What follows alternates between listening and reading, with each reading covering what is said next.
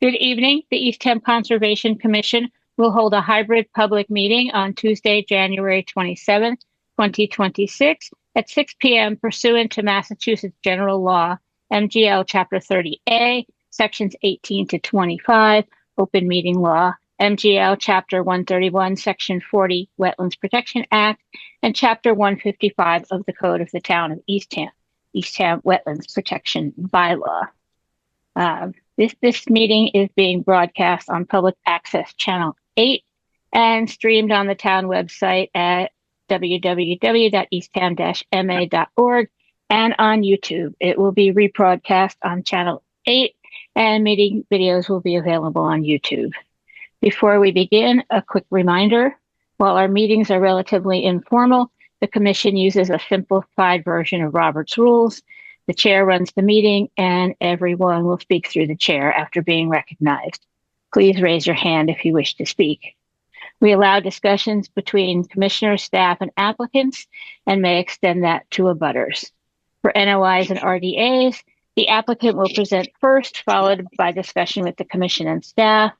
Once commission questions have flowed, abutters will have a chance to speak, followed by other members of the public as time allows.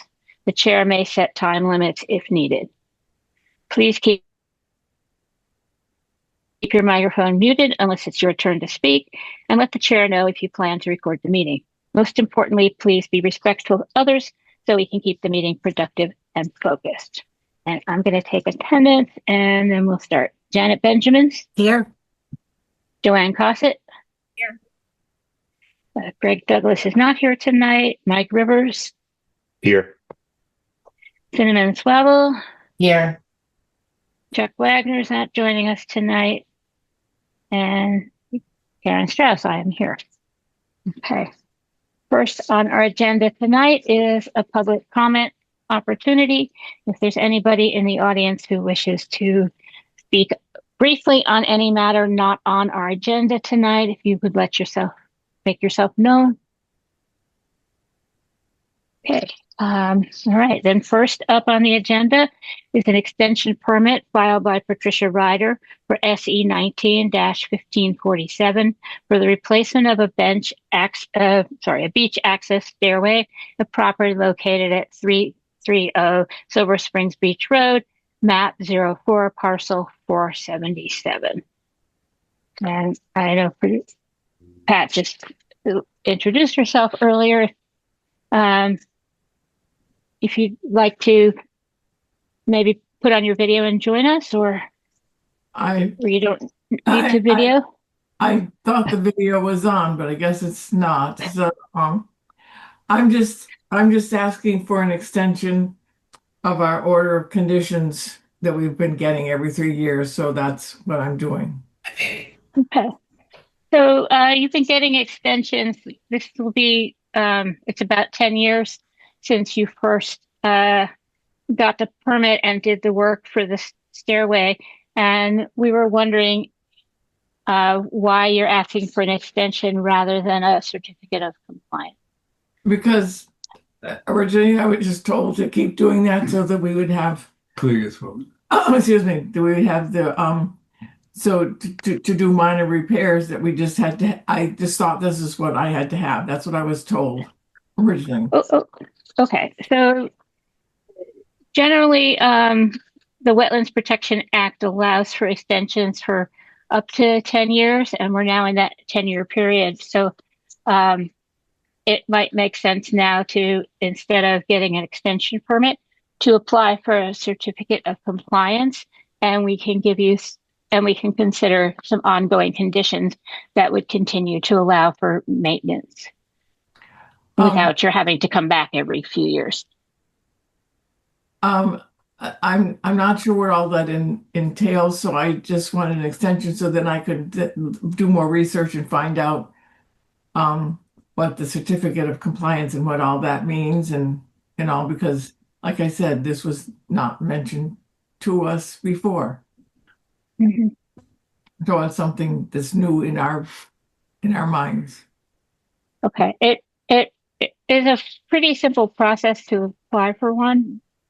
But I personally am not inclined to give another 3-year extension when we're 10 years into this. And when we give extensions, that doesn't really allow us to look at the project and see if it's been completed according to the conditions of the project when it was first permitted. Alex, do you want to talk about how to apply for a certificate of compliance, if that will move things along? Sure. The certificate of compliance, it's a separate application than the extension permit, but it's a pretty straightforward application. Depending on how your project was conditioned, we may need an as-built plan, or a letter from an engineer stating that the project was completed in substantial compliance. As Karen mentioned, the extension permits do allow for ongoing maintenance, but at some point, we need to close the project out to ensure that it was, completed properly. And the issuance of a certificate of compliance can also include ongoing conditions for maintenance. So you still would be able to maintain your stairway, and you wouldn't have to, come to the commission every 3 years for an extension. It's just ongoing in perpetuity. That being said, if there's substantial maintenance that needs to be done, that may require additional filing. I'd be welcome to discuss this further with you. One thought I had tonight was perhaps the commission would be open to issuing a 1-year extension for this project, and then have the applicant pursue their certificate of compliance sometime next year. It was just one thought I had. Well, that would be acceptable to me. Okay. Let me see. Any thoughts from the commission?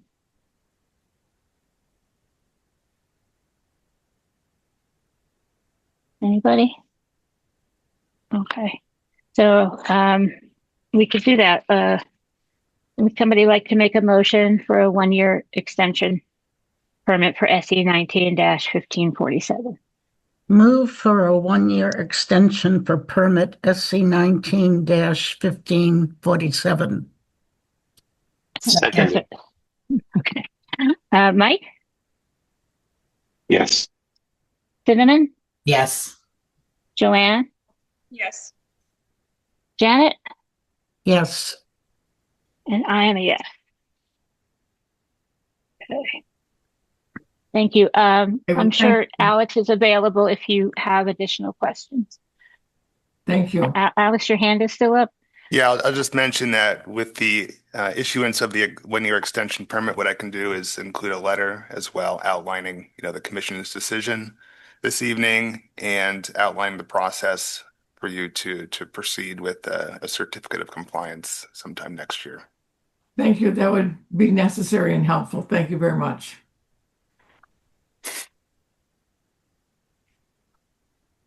Okay. Next up, we have a certificate of compliance filed by Richard and Sande Bishop for SE 19-1440 for the construction and maintenance of a stone revetment at property located at 45 Longstreet Lane, map 10, parcel 341A. And someone here to speak to that? Okay. Okay, this was on our site visit list for today, and the site visit got canceled because of the heavy snow, and we were unable to go out and look at this and quite a few of the other items on our agenda. And without being able to look at the project on the ground, it's impossible to review for a certificate of compliance. And I'd like to suggest we continue it to the next meeting to give us a chance to get out there. Any comments? Move Janet? to continue to our next meeting, if in the meantime we can get out there because the snow isn't still there. I I did have a question on this because I feel like we need to go visit all of these. Obviously, is there a way to schedule? Because I'm sure we're going to be stacked to schedule 2 days of site visits. I don't know if that's possible instead of doing like 10 next Tuesday or in 2 weeks or even more maybe. We could look into that. Okay, just a thought. We're not sure yet how many site visits there would be for the 10th anyway at this point. But you'd like to keep it below 10? Is that what you're saying? I was just throwing that out there. Okay, so I think Alex can maybe make a note of that as we see what's going to wind up on the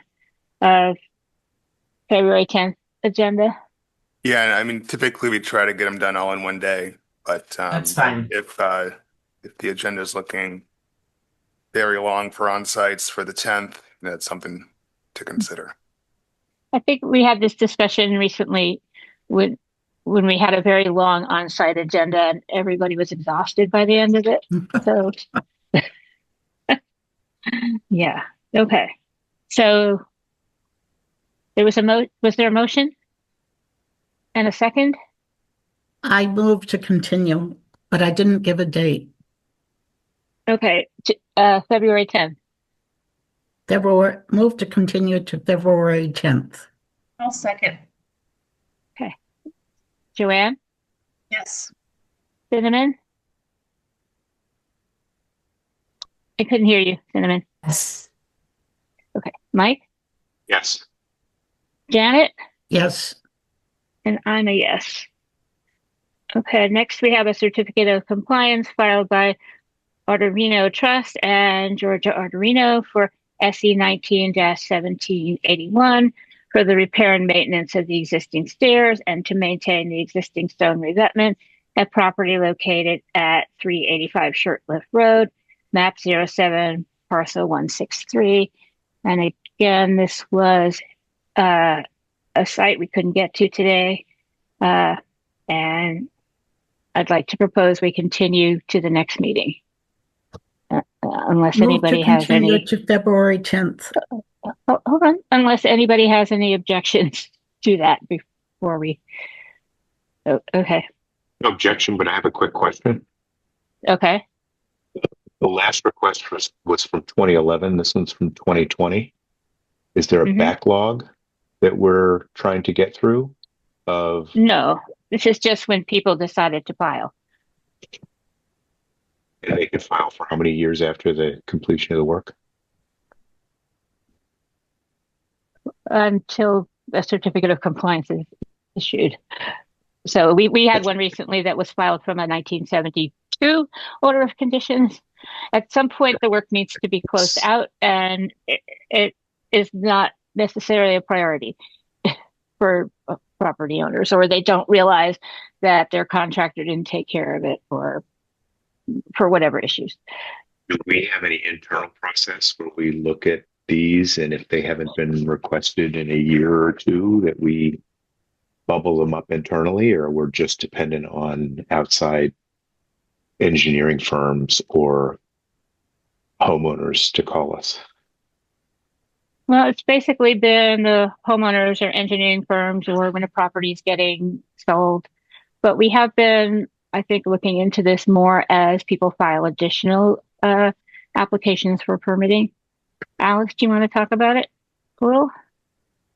Yeah, Michael, you bring up good points. Back when everything was filed with paper copies and manila envelopes and filing cabinets, I know it's hard to keep track of those old orders, and so we do rely on people to bring it forward to our attention by requesting a certificate of compliance. Going forward, we do have a new online permitting portal, and so we're able to kind of keep closer track as to what permits are open and which ones still need a certificate of compliance. And so going forward, that'll be a much more streamlined process. But in the meantime, we will still get some pretty old. We'll get requests for certificate of compliance for pretty old orders. for the time. Hey, thanks. Yeah. Thanks for that explanation, both of you. Sounds like Alex needs an intern. Yeah, well, I think there are still boxes of old filings in the DPW that haven't maybe been digitized yet as well. But yeah. Okay, so we had a motion to continue. Did we have a second? I think we need a second. Okay. Mike, Yes. Cinnamon, Yes. Janet, Yes. Joanne, Yes. and I'm a yes. Okay, and now we have another one, certificate of compliance filed by Paulo and Ellen Balthazar for SE 19-724 for the licensing and maintenance of an existing dock, ramp, float assembly, and stone revetment at property located at 285 Corliss Way, map 21, parcel 42. And again, unless there's any objections, this was another site we couldn't get out to today because of the snow. And if there's no objections, I'd like a motion to continue this to the February 10th meeting as well. Move to continue to February 10th. Okay, is there a second? Second. Cinnamon, Yes. Joanne, Yes. Janet, Yes. Mike, Yes. and I am a yes. Okay, next we have an administrative review filed by Bayshore Lane Associates. Applicant proposes to remove and replace lower platform and lower stairway on beach stairs at property located at 55 Bayshore Lane, map 13, parcel 136J. And this was also a site we didn't get out to for site visits today, but I'm feeling like we can go ahead and review this one as it's simply a one-to-one replacement for what already exists. Mhm. And I know that there's people here to speak on this. I understand they're at town hall. They want to make themselves known.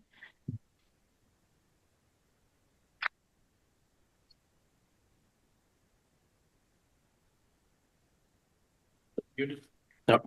Hi, how's it going? My name is Andrew Norjo. I work for Frank Marine, and this is my little brother, Jack Norjo. This is on the administrative review for Bayshore Lane Association. So like you were saying, it will be a one-to-one replica of what they have on the lower set of stairs and their lower platform. So the association was still hoping for year-round access stairs. And they wanted to make the stairs out of tropical hardwood, either ironwood, iPay, or an equivalent. They wanted to do composite handrails for the lower set of stairs. We may or may not be using First Encounter as an access because we're going to be on the beach at the time doing beach renourishment. They will be doing less than 50% of the stairs. And they do have a permit for maintenance, supposedly in their plan. And they did want to do a pressure treated platform. And we're assuming all the 4x4 uprights will be of tropical hardwood or equivalent. Okay. I'm going to ask if anybody on the commission has any questions. Janet? I appreciate that you're suggesting that you're saying that you will use the tropical hardwood wherever the stairway or the foundation touches the ground. Thank you. No, I have no questions, and it doesn't seem like there's much from the commission. Alex, anything from you? No, I don't have any comments on this one. Okay, so We're looking, when you work, to have any materials being cut off-site. And you said you may or may not need a staging permit, but you're aware that one might be needed. Well, we'll already be doing beach nourishment at that time. So we'll have one anyhow. We just don't know the timing. Because, right Okay, now so we you have snow, Mhm. stuff like that. Right. So you don't need one specific to this work because you're already on the beach. Yes. Okay. And then we'd want the usual 24-hour work notice to the Conservation Department. Sounds good. Okay, so if we could have a motion to approve this project with the conditions as noted. Move to approve the replacement, removing and replacing the platform and the lower stairway.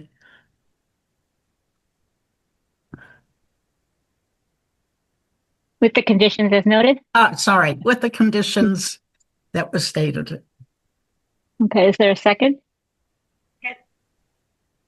Okay, Joanne? Yes. Mike? Yes.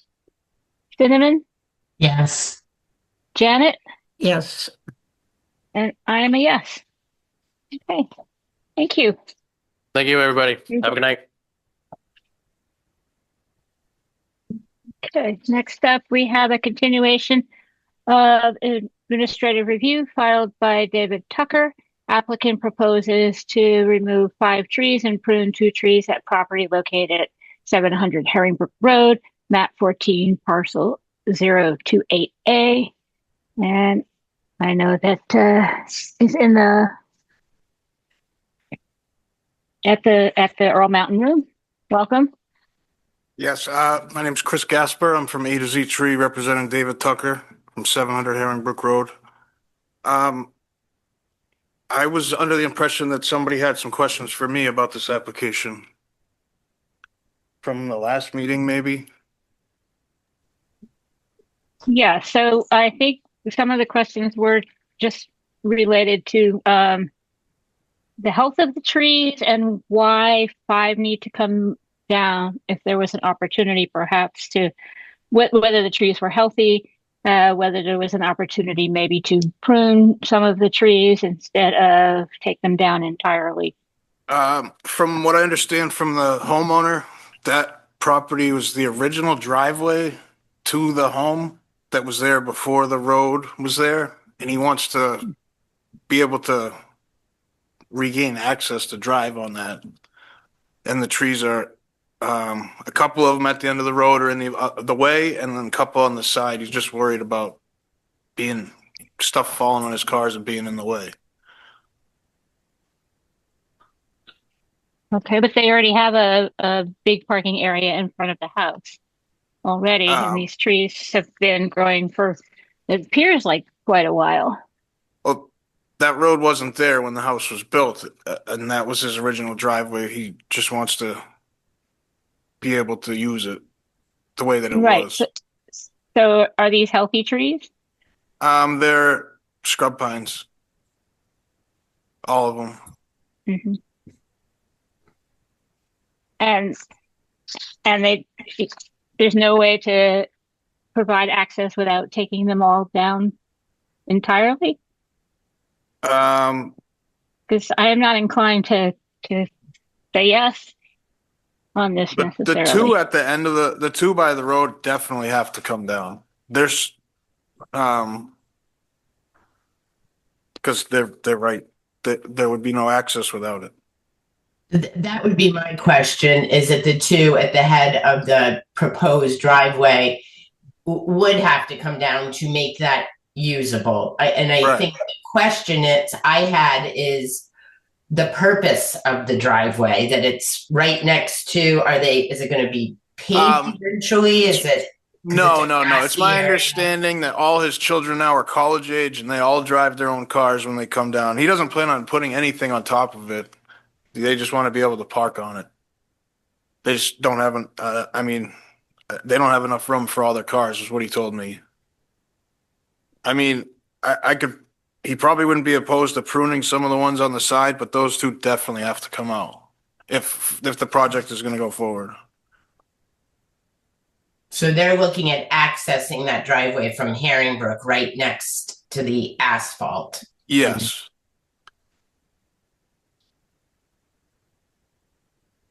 Before, like I said, before that road was there, that was the driveway.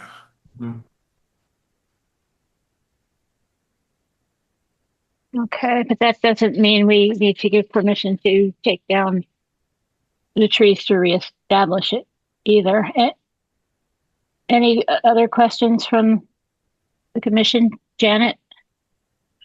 Has anyone been out to this property?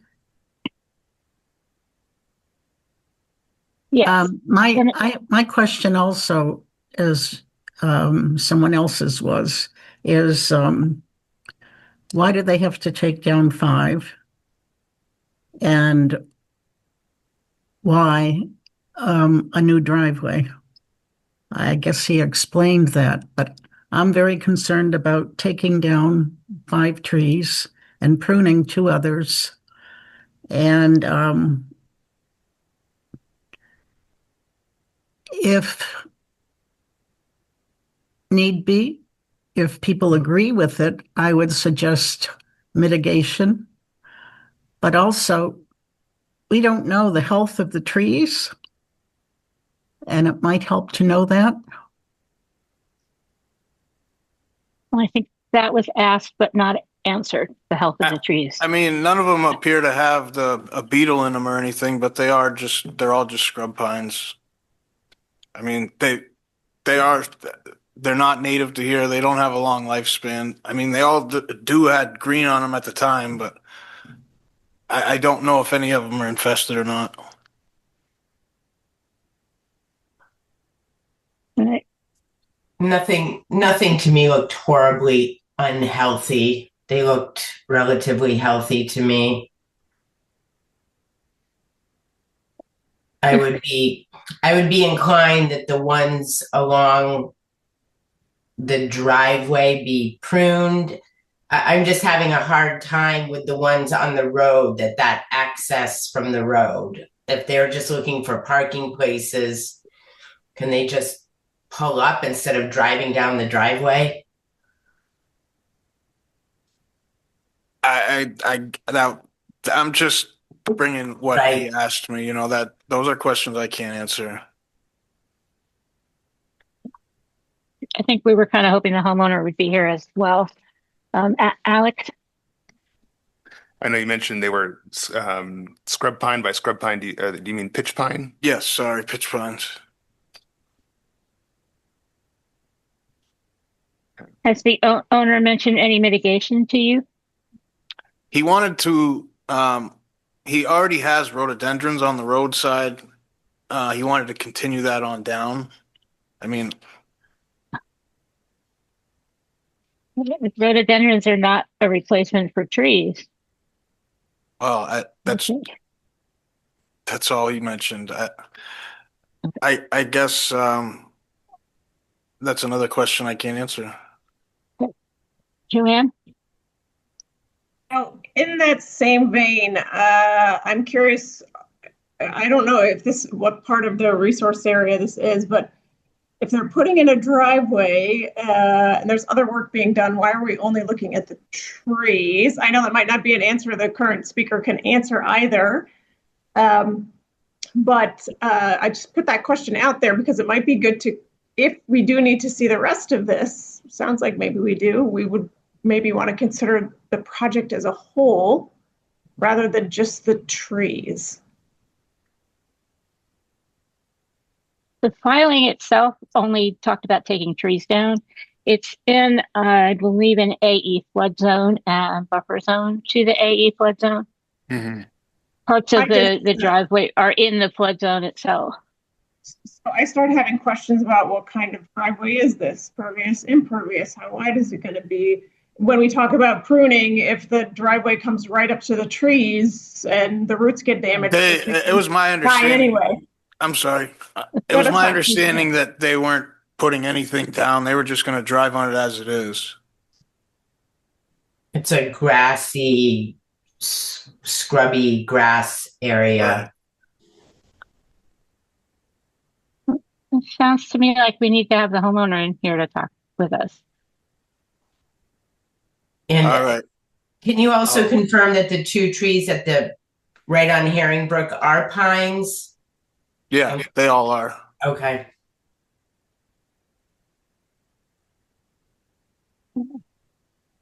All right, any more questions here? Okay, I'm going to thank you for coming to speak to us. We do Well, appreciate that. And it looks thank like you we're for going to want to talk to the homeowner. So I think we should ask Alex to reach out, and somebody would make a motion to continue to the next meeting, February 10th. Move to continue to February 10th with the understanding that Alex will reach out and talk to them about, is it really necessary to cut down 5 trees and prune 2 others? And is there, what kind of mitigation would they propose? Or that they should be prepared to maybe answer those questions when they come. Is there a second? Second. Cinnamon? Yes. Mike? Yes. Janet? Yes. Joanne? Yes. And I'm a yes. Okay.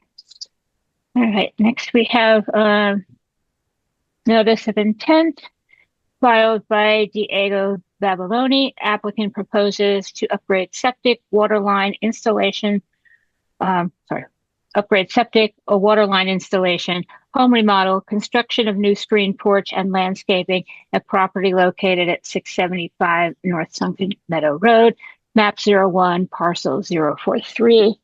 And this was another one that we didn't get out to for a site visit, and my understanding that Jason Ellis had agreed to continue this as well to February 10th. So if somebody could make a motion for that.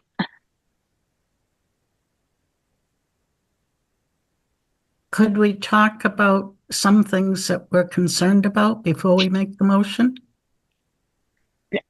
We're not actually, I think, opening the hearing here without Okay. having the applicant in front. So I think we should just hold off until we've had All the right. site visit and the applicant is here, and All then we right. can talk about it. Move to continue to February 10th. Is there a second? Joanne? Yes. Cinnamon? Yes. Janet? Yes. Mike? Yes. And I'm a yes. Okay, let's see. Okay, we have a continuation of notice of intent filed by Robert and Maxine Seltzer.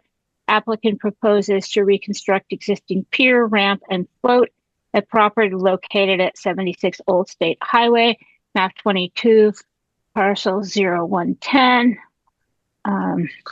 This was also a site we didn't get out to for a site visit, and I think we'd like to get back to that, but we can talk about it in the meantime. So welcome. Welcome. Thank you very much. Can everybody hear me okay? Yes. Great. Yes, so for the record, this is Mark Burgess with Shorefront Consulting, representing Bob and Maxine Seltzer, who are also on the line. Good night. And we also have Dan Ojala, who is the registered civil professional engineer, and he's also a registered professional land surveyor to help address any questions you might have. I wanted to start off first by thanking the commission for their cooperation to date. This is a pretty unique situation that we're all in, and I appreciate how the commission is working with us to get through the process. And then I also wanted to apologize for my mistake from the first hearing.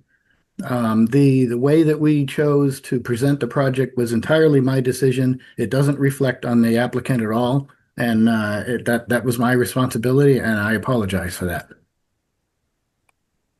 Okay, so we literally went back to the drawing board. What you have before you is an entirely new design from last time. Some of the the poignant revised design elements. We moved the dock slightly to the west to comply with the marsh requirement. And there's an existing walkway there that would be relocated to the new beginning of the dock.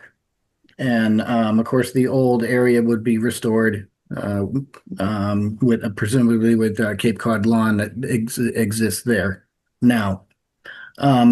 And I did, I know you couldn't get out there. There's no way. And it might not be possible for a while if we get another storm on Sunday. We can talk about that later. But I did stake it out and I did send some pictures if that helps you at all. The next thing we did was we elevated the dock to a deck height of elevation 16. That's 3 feet above the flood elevation. It was at elevation 10 previously, so it's 6 feet higher. The pile sizes were changed from 10 inches to 12 inches. That's also in relation to the height. I shortened the dock and lengthened the ramp, and I did that. If you look at the comparison on the plan, you'll see that the existing ramp and the proposed ramp are approximately at the same angle. So in order to do that, I had to shorten the dock, and then the ramp is 35 feet. So the ramp is probably going to weigh 3,000 pounds. But that's what we need to do to be able to get down at a safe angle. Then we added float stops to provide 4 feet of clearance as required. That's a summary of the design changes. The pile span was decreased to 14 feet where we could do that also. And all of that just helps provide a more rigid and stronger dock. I included a revised regulatory review. I usually do this for commissions, especially when there's a lot of regulations and certainly when they're new. It helps, I think I would hope it helps your review process so you can go through each regulation step by step and see how the project complied with that particular regulation. I also revised the narrative completely, and we did submit one waiver request. Out of all of the regulations, there is one, the 500-foot setback that simply can't be met. I can't stretch the lot. There's 2 docks on either side that are within a couple hundred feet of this dock. And I did look at your instructions, and I hope I wrote that waiver correctly. We included all the MSDS sheets, and I included copies of emails from Division Marine Fisheries. Hillary was nice enough to reach out to somebody on the North Shore, and he provided some input to the shellfish surveys and protocols and data and things like that. The summary there, I guess, simply is that a lot of the requirements related to commercial shellfish propagation and not a residential, but they usually do it in 2-foot plots and we do it in 1. So we exceeded whatever they do anyway. I'm paraphrasing, but he didn't seem to have a problem with the shellfish sampling and data that we provided. And as I said, Dan is here to address any questions on the different types of certification. So with that, I will attempt to answer questions that you may have. So I want to thank you for going back and going through it and addressing the regulations more thoroughly. I do appreciate that. It made for a lot of reading. For sure. Mostly the MSDS sheets. I know, and they're dry as dust, I have to tell you. Well, they're there. Somebody should want them. Yes. Okay, so I have a couple of questions, and sure. I think you provided a lot of good answers already. So I'm a little stuck on the pile placement, and part of that I think is because I found the site plan really hard to read. You have the satellite photo underneath the site plan here. Mm-hmm. And I find that makes it really hard to see where the salt marsh areas are and other such things. So I really would appreciate it if for the next meeting you might give us a copy without the satellite photo under it, so we can just see the resource areas. That's easy. I just turn that off and I can replot it for you. Okay, because that would be helpful, because right now it appears that you are still setting piles into salt marsh. Oh, if you look at section AA elevation, Mm-hmm. the marsh is shown there and the piles are on either side of it. Yeah, but that doesn't seem to quite match with what I'm seeing on the site plan. Oh, So I it'll should- help. It'll help when I go out to look at it again in person, but it doesn't seem to. The salt marsh on the site plan seems to be larger than what's shown on the section detail. Okay, and what you probably can't see, admittedly, the reason we moved the dock to the west is there's an indentation of salt marsh that comes in quite a bit, probably another 10 Mhm. feet. And that's why I moved it to that area, because the salt marsh is much narrower in that area. If I could, through the chair. Yes. Sure. Dan Ogil, I'm a civil engineer and a surveyor, helping Mark out with this. I think part of the problem is that the salt marsh is green. It's not the orange on the plan. That's some phragmites that's uphill of it. The green area is very hard to see on the print. I admit that. The issue is when you print and then you scan it, you lose a little bit of the fidelity, but we could print it more crisply and then take the background off too. But that big span that you see there does clear the salt marsh. That's I think probably part of the problem. It's very hard to determine the exact edge of that salt marsh. Yeah, that's the 21-foot span that carries over the marsh. Okay. Because we're looking to have the salt marsh area and the fringes cleared completely Okay. We for can the do piles, and it was just really hard to read that here. Okay, we can do that. We can fix that. Okay. That's easy. Okay. And then looking at the shellfish study, it seems like this area has a higher density of shellfish than other areas that have been surveyed recently in Town Cove. So I think that maybe speaks to what may or may not be needed for shellfish mitigation. Perhaps. I think in this case, it kind of works for us, for everybody, because a dock has been there for over 20 years. And even though it was seasonally removed and installed, the shellfish in its current configuration, the shellfish was, as the shellfish surveyor put it, it was robust. So that tells me that even though a dock's been here for 20 years and removed seasonally, that the shellfish have been quite happy here under those circumstances, and that any the design changes as currently proposed will only increase or further reduce, if you will, but it increases sunlight, increases clearance, and increase the pile span. So it certainly improves any situation for the shellfish. Right, which is sort of the conclusion I was coming to, that maybe we don't need to have Sorry, I beat you to that. Sorry about that. That we maybe don't need to have shellfish mitigation here, because it seems like a robust population and the increased dock height and maybe the location would actually be okay with what's existing. Thank you. So then really getting to the waiver request here. Mm-hmm. I don't think, given what I know about regulatory takings in Massachusetts and case law, that this would rise to that level if we denied a dock here. That said,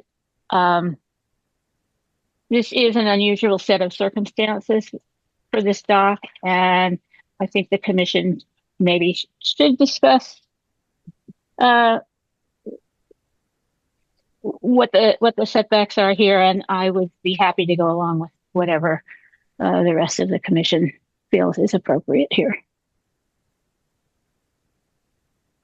So I think that's where I am for this moment. So I'm going to open it up to the rest of you guys and see. Janet, Joanne. Jay, I get it. Just since we have a lot of information, can you just remind me how far the new dock goes out into the water compared to the old one? Is it the same distance out into the water? What's the difference? No, the last the dock that existed there went about 132 feet. It was about 132 feet long. This one is 107. Okay. So it's So quite a bit short. the length that goes out into the water is actually a little bit less. Is that correct? Yeah, the other design went, let's see, beyond mean. It was about 135 feet from mean high water. Okay. So this one extends to your regulated 125 feet from mean high water. But the dock is shortened quite a bit. I'm sorry, what? Thank you for clarifying that. I appreciate it. Okay, thank you. So Karen, I'm generally of the same mindset. I would, however, understanding that the shellfish seem happy in the area, there is going to be some disturbance. So I would be okay with waiving the mitigation with the caveat that maybe 1 year out when the project is finished, we do a reassessment to make sure that everything is still happy. And if that time it appears that some damage has been done, that we then move for some mitigation. But to give it that 1 year recovery settling period to see, that's what I would prefer. Right, and I think that's covered in the standard dock order of conditions, special conditions that we've drafted. So I'm okay with no mitigation as long as we kind of check at the end of that year. Okay, fair enough. Yes. Okay, any other thoughts about a waiver? I can speak. Okay, Mike? Well, I just want to echo my colleagues. Thank you very much for walking us back through this and taking a look at the new regulations. I appreciate that very much. And your presentation today was excellent. So thank you. Thank you.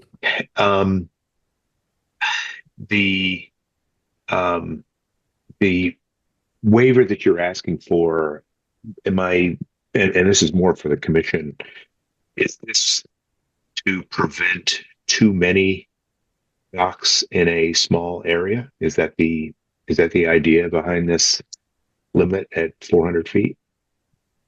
Yes.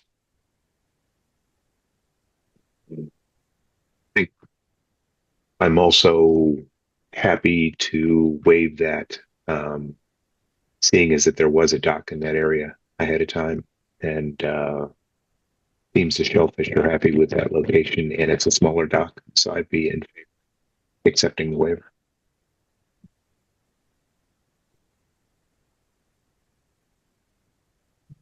Any other questions on Mike on the dock? Nope, I'm good. Okay.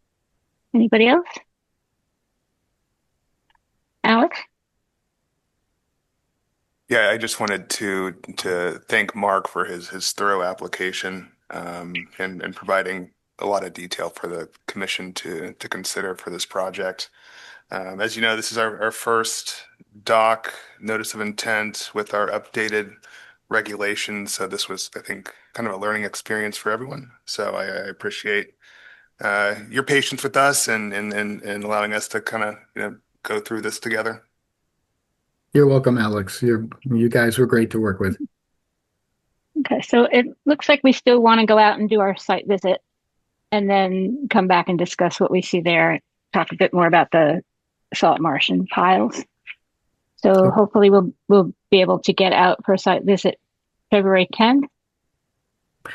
So we're supposed to get more snow Sunday, and I don't, Bob, you can address this, but I don't think the driveway is plowed. Is that correct? It's not plowed. I could arrange that if you want. Well, we have 2 weeks, not next week. We can make a call as we get closer to the date, but let me know what you need and we'll take care of it. Yeah. I'll check with you before then. I have a snowblower and I'm not afraid to use it. We do have pictures. I mean, Mother Nature might just work against us here, but if we can't get out there now, high tide will take care of the snow that's on the lower part, so you might be able to see. I tried to include pictures that showed you all of that as of last Friday, but following that, I guess let's see what nature does with us or against us, and we'll go from there. Well, so far it's been against us, but we'll see. We might get another 5 to 8 inches on Sunday, which will screw up another site visit scheduled elsewhere for next Monday. But we have 2 weeks for this one. Janet, you had something additional? Yes, I have a concern about the pressure treating, the pesticide that's being used. From what I understand is copper, and I don't know how to pronounce it, azole or azole. Yeah. Any of that framing is the support framing, and it's above the high tide line. So it's not exposed to the water, it's not in the ground. And it's not CCA. So the new copper, I can't pronounce the name either, but the copper azole is I believe I looked it up and I believe it was approved for conservation use in those types of areas. And ACQ is another one that we're familiar with, and that one also, that's a better type for sensitive areas. But all of that any pressure treated material is above ground and above the high tide line. All right, thank you. You're welcome. Yeah, Alex? through the chair, if I could. Oh, go ahead. Yes.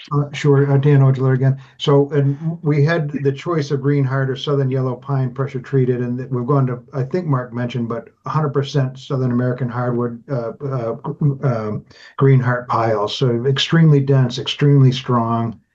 So that was one of and to a 12-inch pile that's extremely rugged. But the good news on that, in terms of the leachates, it's like a cedar. You get a little natural oil that dispels the bugs, but it's not going to hurt the environment.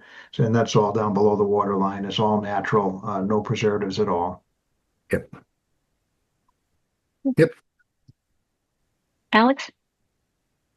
My understanding is the ACA pressure treated wood that's being proposed is on the EPA list of pressure treated wood that can be used in this environment, along with the ACQ. Our pressure treated wood regulation prohibits the use of the CCA, which is not being proposed in this application. Just to add on to what Janet was questioning about. Yeah, and my reading suggests also that this would be okay for this kind of work, that the issue mostly with the ACA would be the copper, and that's not a significant issue in the saltwater conditions, as it would be if this was a freshwater dock. So I would be fine with this. Great. Perfect. Thank you. Okay, any questions from anybody else on the commission? And I have to ask, because it's a NOI, anybody here who's in a butter who would like to make any comments? Don't see anybody, but I'm asking. Okay. So it looks like we're going to continue this to our next meeting on February 10th and hope the weather helps us out. So if we could have a motion to continue this to February 10th. Move to continue to February 10th. And is there a second? Okay. Joanne? Mike? Yes. Cinnamon? Janet? Yes. And I'm a yes as well. Amy? Yeah, hi. Could you tell me who seconded that? I couldn't hear. Joanne. Joanne, we can't hear you. I don't know if you're muted or. Am I soft? Yeah, I have my laptop on some hard surface. I'll work on it. Okay, so Did I go around the room and get everybody's guess, or did I just blank on that? Okay. All right. So sorry, it's been a long day. All right. Thanks, everybody, and we'll see you hopefully in 2 weeks. Thank Thank you you. very much. Yeah, I'll look up any other pictures I might have that might help point out a little more detail in the marsh there. We can guarantee you there's no piles in the marsh. That's absolutely true. But I'll look for a couple of more pictures that I have and see if that might help you out in case Mother Nature works against us. Yeah, but I think it'll help a lot just to see a cleaner site plan. Oh yeah, as oh no, well. I'll get those. I can do that. Mhm. I can do that tomorrow. We'll get you additional copies post haste right away. Okay, thank you. Appreciate it. Thank you very much. Thank you. Have a good night. You too. All right. All right. Next, we have the continuation of notice of intent filed by David Milliken. Applicant proposes to construct a new house and appurtenances at property located at 95 Windjammer Lane, map 19, parcel 066. And this has been continued to February 10th, 2026. And if we could have a motion, Alex. I'll just mention that we are still waiting for a DEP number for this filing as well, which I'm sure we'll have that by the 10th. Okay, we're waiting for DEP number for the dock or for the Windjammer? And Windjammer. Alex, Windjammer. no, we're not. We have Windjammer. Oh, sorry. The DEP number I think we do have Windjammers. Okay. Okay. I may be other mistaken. one. If we- The 675 North Sunken, we don't have. Okay, it'll probably be here by February 10th, though. Okay. So if somebody could make a motion to continue 95 Windjammer to February 10th, 2026, please. Motion Not to everybody at con- once. Motion to continue. Okay, and a second, please. Second, Janet, yes. Mike, Yes. Cinnamon, Yes. Joanne, Yes. and I'm a yes. Okay, and then we have the continuation of notice of intent filed by Stephen Wurst. Applicant proposes to replace existing concrete seawall with stone revetment at property located at 75 Cove Road, map 18, parcel 050A. And they also are continuing to February 10th, 2026. If we could have a motion for that. And then Alex, you want to speak before the motion or? Yeah, I'll just mention to the commission, and I'll follow up with an email as well. We did schedule a site visit with Brian McCormick and with Ty and Bond as well to get back out to the site for February 2nd at 1:30. I believe that is a Monday, next Monday. Next Monday. Potentially weather permitting, we'll see. But I wanted to open that up to the rest of the commission. I'll email you tomorrow. If anyone's interested in tagging along, you're certainly more than welcome to. Okay. The forecast is for 5 to 8 inches on Sunday, but hopefully it'll disappear as we get closer. Okay, so we need a motion to continue to February 10th. Move to continue 75 Cove Road to February 10th. And a second, please. Second. Okay. Cinnamon, Yes. Joanne, Yes. Janet, Yes. Mike, Yes. and I am a yes. Okay. And let's see. We did not have minutes this week, right? I don't remember minutes. No minutes. Okay, and we do have a violation update from Alex. Yes, thank you, Karen. Today, Hillary and I met with town council at Barnstable Superior Court for a scheduled contempt hearing for Gary Vecchione. Today, a trial hearing for civil contempt was scheduled for Tuesday, March 31st. As the commission is probably aware, the bank will be foreclosing on the property on Wednesday, February 4th. I think we're pretty reasonably confident that that will happen. At that point, the new property owners will be responsible for working with staff and the commission to bring the property back into compliance. Our hope is that prior to this trial date, the bank will foreclose and new owners will begin to work cooperatively with us to address all outstanding violations. If the foreclosure is further delayed, there's always the possibility the commission can proceed with the contempt trial. Additionally, as we voted on at our last meeting, daily $300 per dock per day citations are being issued until the proper RDA filing is submitted for the removal of the seasonal docks, which to date still remain in Town Cove. Our concern is that this is during the height of storm season, so we want these docks to be out sooner rather than later. So that's where things stand with 150 Old State Highway. Hillary, did you want to add anything to that, or? No. No, I think you covered it quite well. Okay. Does the commission have any questions?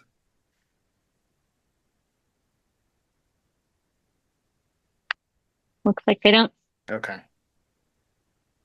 Okay. And thank you, Hillary and Alex, for working on this so diligently. I know it's a lot of extra work, and we appreciate it. Okay, liaison reports.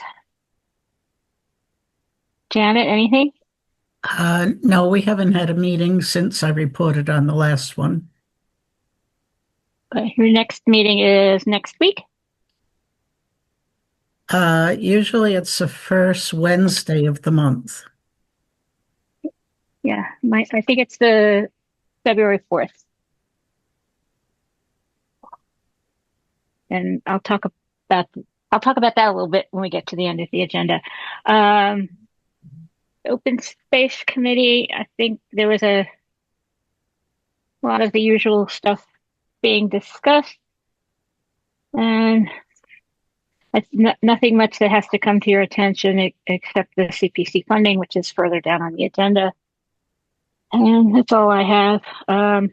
Education and training updates. The MACC annual conference is February 28th. So if anybody is interested in attending, now's kind of the time to decide, and let Amy know so she can register you. And let's see. Okay. Other discussion. CPC funding. So I don't know how much you guys know about how the Community Preservation Act is funded. It works through a 3% real estate surcharge on property tax. So, let me pull up my figures here. I have numbers. Okay, so that money is then matched by the state. So there's a base match for it. And our base match for 2026 was 16.4% or something like that. And then if the town does the maximum 3% surcharge, we also get funding from rounds 2 and rounds 3.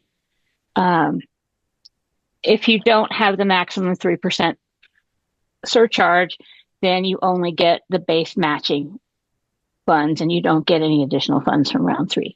There's been a proposal made to cut the CPA funding surcharge from 3% to 1.5% and create a wastewater wastewater infrastructure investment fund, which would be taxed at 1.5% with no state match. So there's concern from quite a few people about the change in funding to CPA. The Open Space Committee talked about it at our meeting last week. I've had conversations with Rich Bienvenu, who's the finance director, about this, and with Caroline McPherson, who is the chair of the Housing Trust. So I wanted to bring it to you guys because we're going to, with the change, we'd lose about 54% of our CPA funding every year going forward, based on how it's been funded up till now. That's a significant amount of money to lose for open space, affordable housing, historic preservation, and recreation. And I so far have not heard any proposals to replace that funding through other town funds.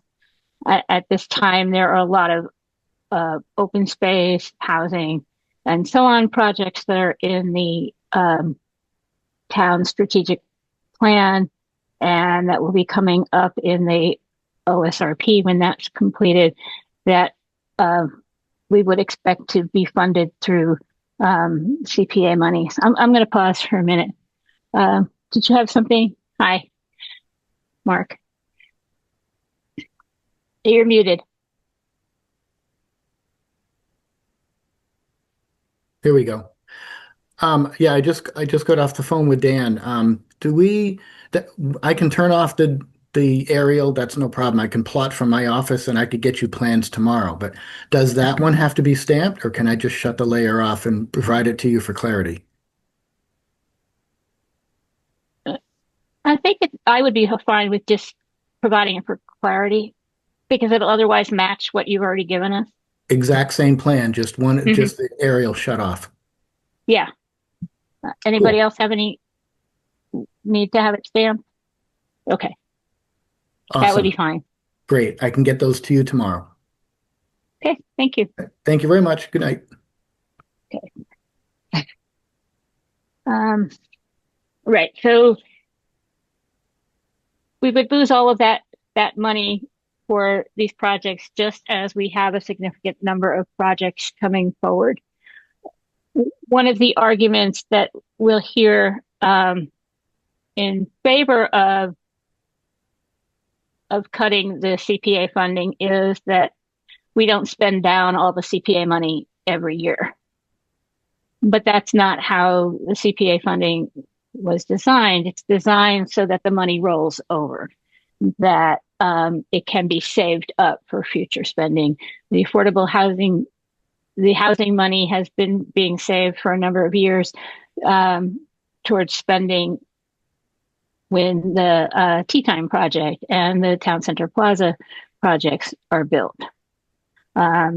We'll also hear that the wastewater infrastructure fund money will support open space and housing because, well, wastewater. I've heard from Carolyn McPherson that she's in the Housing Trust, but also sits on the CPC, the Community Preservation Committee, that the community preservation funds can be allocated for wastewater spending for affordable housing, and that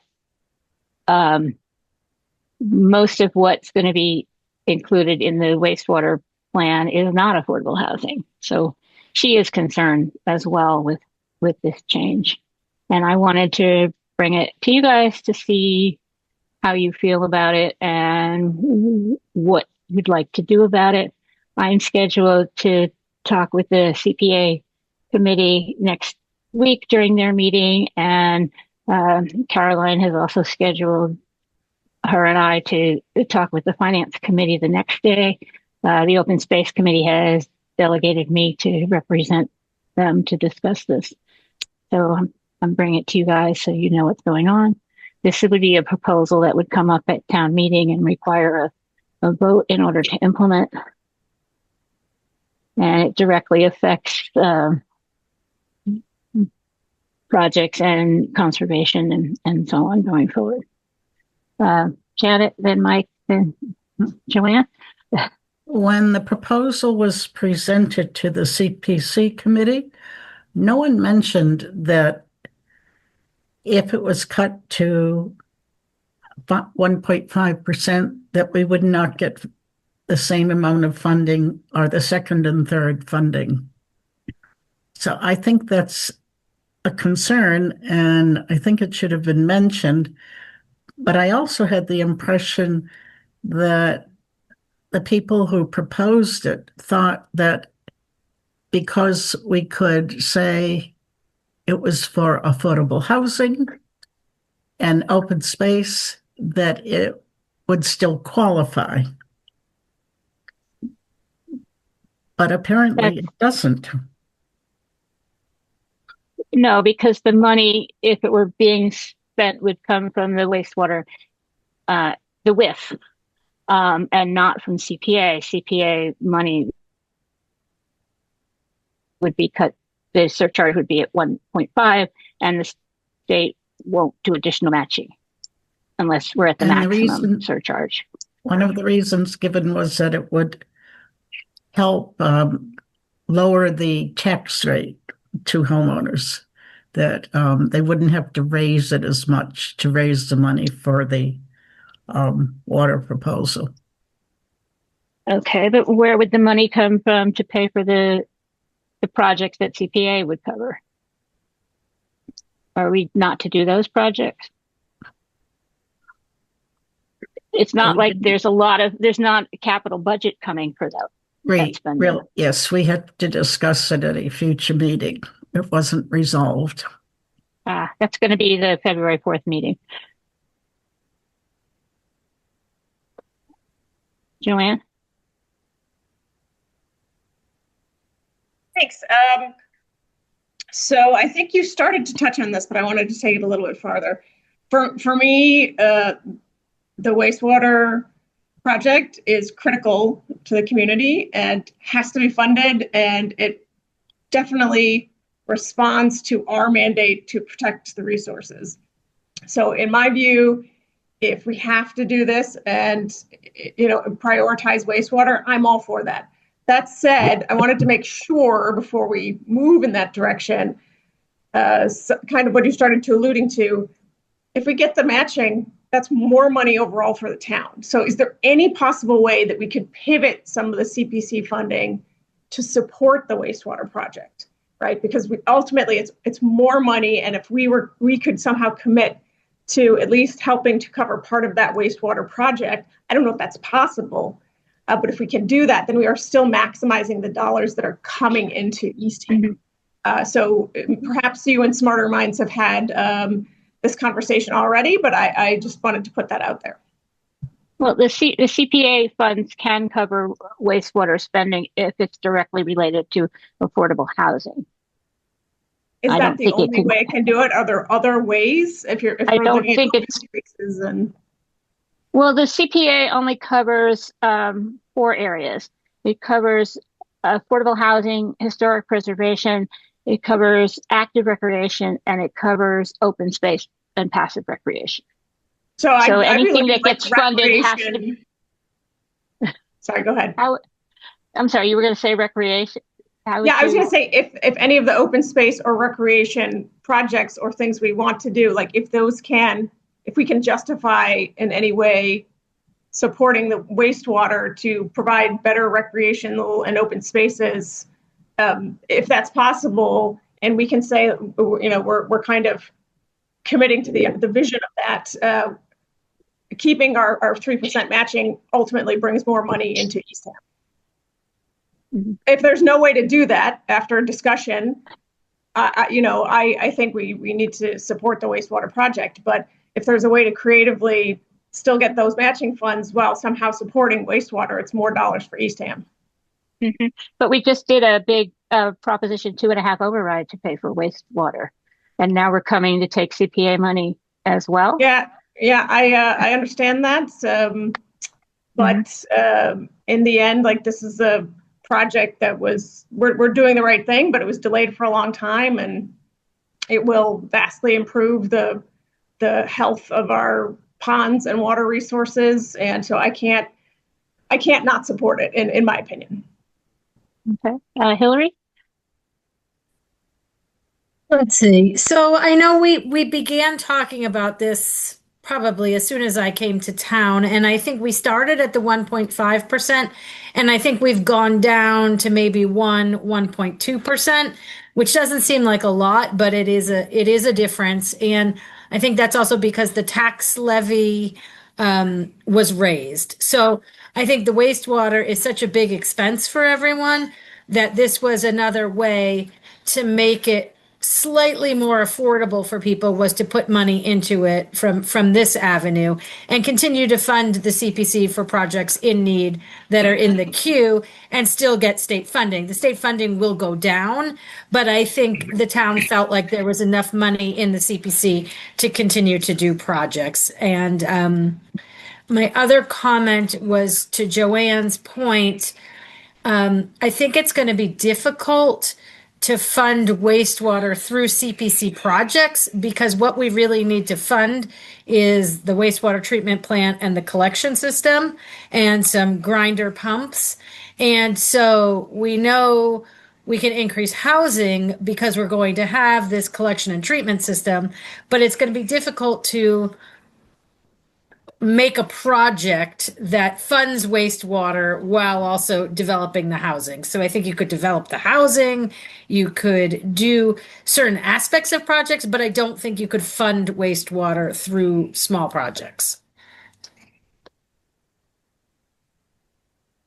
Okay, and how do you propose we fund all of those projects that are in the strategic plan that would look for CPA funding? I think we're never going to be able to fund them all, and hence we need to prioritize. And I think wastewater is a top priority. Stormwater is a top priority.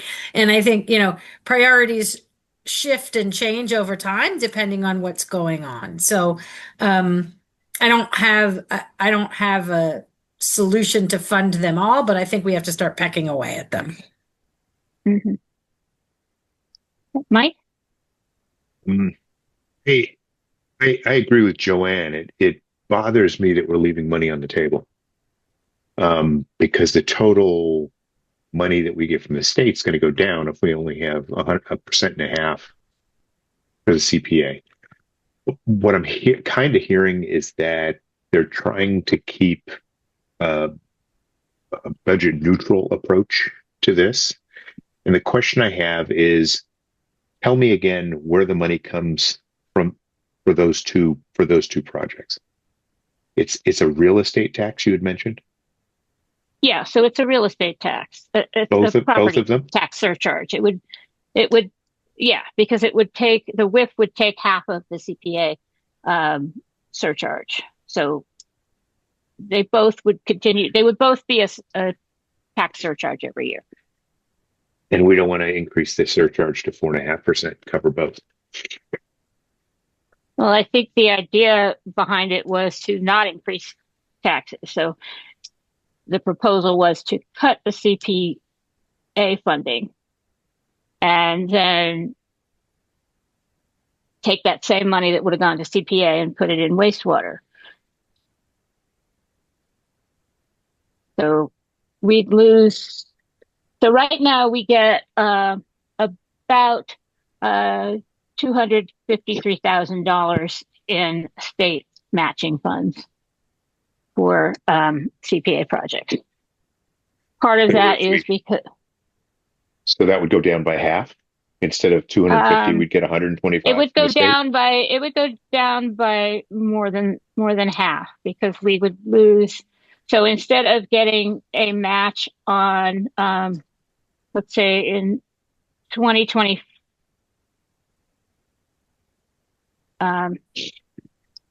instead of getting a match on, let's say, $1.1 million in the real estate tax surcharge, we'd get a match on half of that. So, and then we'd lose all of the rounds 2 and 3. So that winds up to losing about 54% of the CPA funding. That's we're giving away, but we're giving away a benefit from being in the state of Massachusetts, that because we're trying to readjust our internal budget. I'd have to see the numbers on that because that would bother me a I'll lot. be happy to send you the spreadsheet on the CPA funding. Shannon? That was Michael kind of asked the question. I was thinking that we are just thinking about this 3%. It could probably never be raised to the 4.5 in order to keep our taxes down. So that's what I'm hearing. There's no other place in Eastham's budget to acquire this 1.5%. I think it's very important that we have to do this. But it seems like it's kind of taking from Peter to pay Paul type thing. And losing money out of your pocket in the middle. Yeah. But so it's just this 3% we're talking about. There's no talk about increasing it or anything else. It can't be 2% and 1% or. Well, if we'd still lose CPA money unless it's 3%. Right. So it's very specific that if we don't have a 3% CPA surcharge, we don't get rounds 2 and 3 funding. And then we'd lose, if it was 1.5%, we'd lose half of our basic match and obviously adjust it accordingly for different amounts. And I expect that no matter what anybody says, that we'll never get the CPA funding back to 3%. Oh, have they talked about this as a possibly in a couple of years we might revisit it, but that's not a guarantee. So nobody's going to want to go back to maybe forking over more money, I think. And if the wastewater is paid off, then people are going to want to get rid of that 1.5% entirely and not put it back to CPA. That's my take anyway. Hillary? Just want to add that I think from my perspective and from what I've heard around town, housing is a huge priority. Tea Time and Town Center Plaza are at the top of the list, and we are actively working on releasing some RFPs for both of those properties. And I know that there's some free cash that was going to be shifted over to housing, and I just want to make sure you know that housing is still one of the top priorities as well. Mm-hmm. I don't think anybody doubted that, but it doesn't seem like open space is a top priority, even though it consistently shows up in the top priorities every time we do a town survey. And that the money we'd lose from CPA is money that would go to support our actively used spaces like Wiley Park and other areas with trails and so on, and would cover things like treating our ponds for algal growth and so on and so forth. So we're losing things that directly affect the assets we already have, in addition to having concerns about being able to afford additional properties as they come up. Is there a place where we can go look at what this money is currently funding and what we could stand to lose? Is there an easy place to look at that? You want to know what the CPA projects we've been spending so far? Yeah. I mean, yeah, I'm happy to go. I can send you information on that. Okay. But I don't think it's necessarily representative because none of the groups that apply for CPA funding applied to spend it just because we have money. They wait until a appropriate project comes along. So you will see over time that there's been property purchases, there's been alum treatments for Great Pond and Herring Pond, there's been the water treatment at Schoolhouse Minister's Pond, and there's been some money here and there spent on kiosks and smaller things, but there's bigger projects coming because Open Space has spent the last couple of years working on stewardship projects and getting a state forester in to do evaluations and putting things together like that, which are represented in the new 5-year strategic plan. and that will be represented in the OSRP, which is, I guess, getting close to completion. Joanne? So that's kind of what I was getting at. And I'd love to see the list too, although I understand it's not necessarily representative of what's coming. But if there are like pond treatment things that we could fund with using CPC funding that the town would then not have to fund, that's a crossover to me. I get that the town's kind of behind the 8 ball, but if there's a way for us to get the 3% matching, so we have more money for the town and use that for things like treating the ponds that the town would have otherwise had to cover, question mark. The town hasn't covered it. It's always come from CPA funding. So now CPA wouldn't have like the money to, yeah. So that's what I mean. Like, we're in that zone where it's like, if we can't cover it, then the town's going to have to cover it. So why don't we get more money? Or we're not going to do it. And then we can cover it. Right? Like it's not even a negotiation. It's a logic exercise. You take away this funding, we won't be able to treat the ponds, then the town's going to have to do it. And so why don't we just get the matching funds and then we treat the ponds? Something like that. But in order to get the matching funds, we'd have to keep the 3% and not. Yeah, that's what I'm saying. Like the discussion with the town is, I get what you're trying to do, but you realize you're taking away money that we would use, for example, to treat the towns kind of in the same universe of issues. So if we can maximize the 3% matching and kind of talk about how that funding can continue to support those kinds of things that the town otherwise would have to absorb. It's like I think we're all saying the same thing, basically. Like affordable housing funding, because the CPA has put a lot of money into affordable housing over the years as well, so there'd be less for that.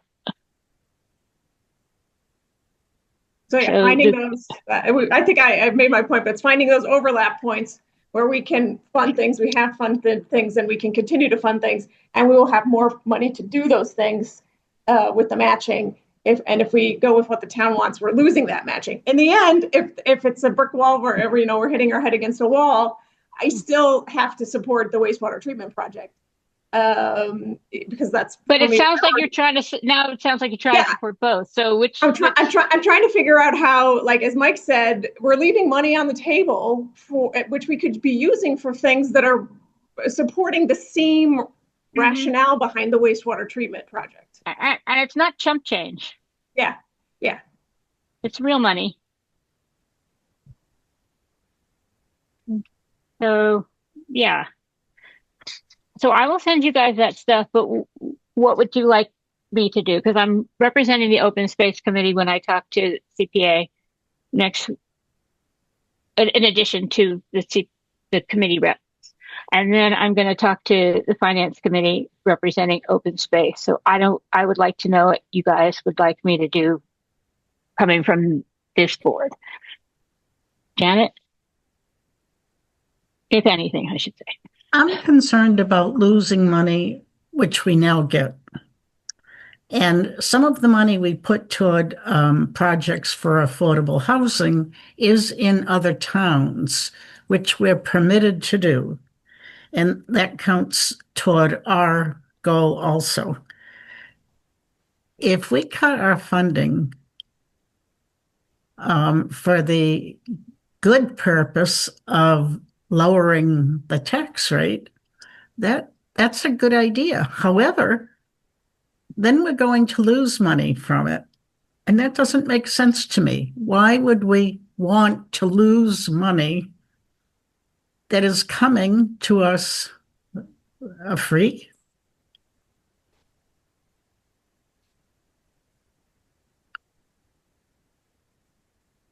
So that's my comment. So I guess Karen wants to know what she's supposed to say at the meeting. For me, it's if the town's heart is set on this change, I'll support them. But I think we need to point out that further discussion might be warranted to figure out if we can in fact not have to leave money on the table. But again, if they're insistent, then of course I would support them. Okay. So you want me to lean into the idea that we're losing money and that should itself lead to can we make sure you guys really thought about it Because we're walking away from money that could be used for the stuff in the same vein as the wastewater treatment is proposing to work on. Mm-hmm. Okay, and the idea that we have enough money saved up already. Do you buy that argument? It's not the same thing, right? We're talking about, in quotes, free money from the state that we're walking away from. Right. That's it. Just because I have some money doesn't mean I could use more. I'm going to walk away from more money because then we can fund more projects. Mm-hmm. Well, I think everybody's been very financially aware of how the CPA money's been spending by saving it up for bigger projects and not spending it because we have it. So it then doesn't, to me, make sense to get penalized for saving up the money when we now actually are going to have projects that we need to spend the money on. But okay. Any other comments from you guys? Janet? Yes.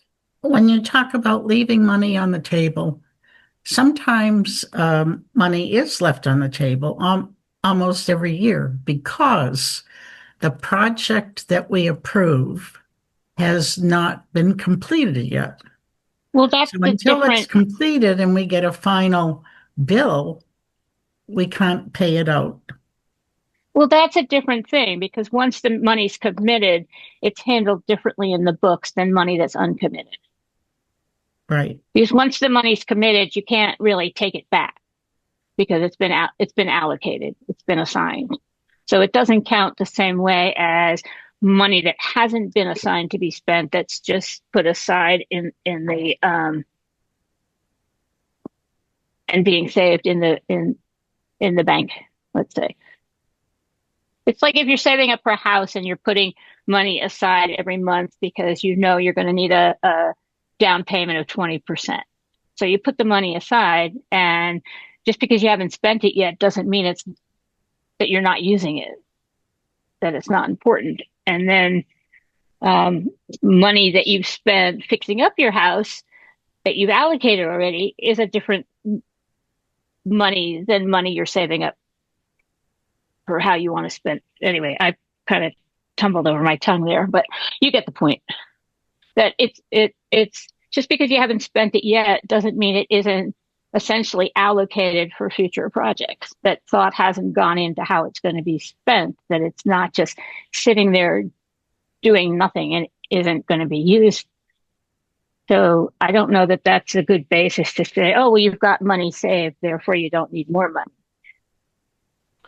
Is this something that's being decided by the town? And it's going to be a town meeting, I believe, for a vote. Okay, that was my. So okay, it's been that's a little who we bit need under to be talking to. Who? Well, first of all, we need to be talking to the CP a committee to see if they vote to support this plan, and then the finance committee to see if they're going to vote to support this plan. Okay. And because that'll wind up in the town warrant. And I believe the strategic planning committee will probably also be discussing it because we're going to be making warrant recommendations as well. And then it will go to town meeting, and then everybody will have a chance to weigh in and speak at town meeting and vote on it. But I think it's been flying a bit under the radar so far, but it's going to be more discussion. So, okay, I think I have a sense of what you guys want to do. I will put together the financial and project stuff for you, and I probably won't get it to you until Friday because tomorrow I'm at the hospital in Boston all day, so not going to be able to do that. Okay? And I appreciate all your input and everything you do in our meetings. And I think unless anybody has anything else they want to say tonight, that we are done, and somebody would like to ask for a motion to adjourn. Would you repeat that? I said, thank you, everybody, and it's time for somebody to make a motion to adjourn. Oh, I make a motion to adjourn. And is there a second? Seconded. Okay, because I thought there you wanted to stay all night. Joanne? Yes, except Janet, that was perfect comedic timing. I really appreciate it. Thank you so much. Yes. Okay. Mike? Yes. Cinnamon? Janet? Yes. And I'm a yes. Hey, Joanne, do you miss not having all the snow? Yes, as a matter of fact, it's like 88 degrees here every day, all day. So, yeah, I'm a little tired of it. By the way, since we're at the end of the meeting, I am coming back for a bit if anyone wants to get together. My son is turning 18 next week. So he looked at me very sadly and said, "Can you come home for my 18th birthday?" So I'll be home for a bit. Oh, cool. And I think it would be great to get together. So yeah. So let us know. Okay. All right. Thank you, everybody, and good night. Night, everyone.